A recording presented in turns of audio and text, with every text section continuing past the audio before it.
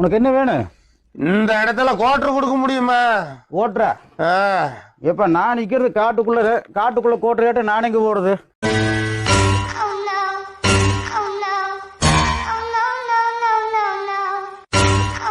Hi friends, இது உங்கள் SMT 360. நம்ம சேனலோட நோக்கம் மக்களை சிரிக்க வைக்கிறது மட்டுமே.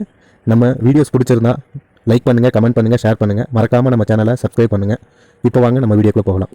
நான் இப்போ உட்காந்து சாப்பிட்டு இருப்போம், அது முட்டி மேலே உட்காரோம், கால் மேலே உட்காரோம். நான் இப்படிலாம் பண்ணாதேனோ, யாருன்னா இருக்கும்போது எட்டு வதிக்கும், அப்படியே சட்டி பிடிக்கும், அதுன்னு எதனா பண்ணிச்சு மேடம். அதெல்லாம் எனக்கு ஆனால் பிடிக்காது, அப்படியே நான் திட்டுவேன்.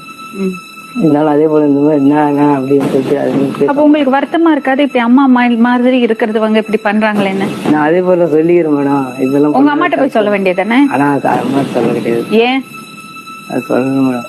அதுவாவே மேல விழுந்ததுனால அனுபவிச்சுட்டு போறோம் ஓட்டிட்டியா?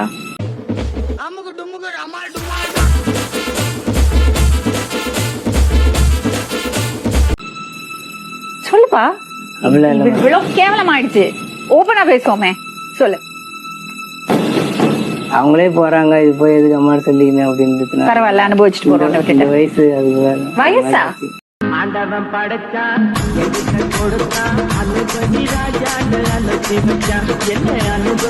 ஐயோ, நான் இப்போ மேடம் நான் வீட்டுக்கு போனேன் மேடம். வீட்டுக்கு நான் வாழ்வோ சாவோ உன் கூட தான் நரேஷனுக்கு. வீட்டுக்குன்னா என்ன அப்படின்னா உன்னை சாவடிச்சிருவாங்களா? வா நம்ம செத்து போலாம், வா.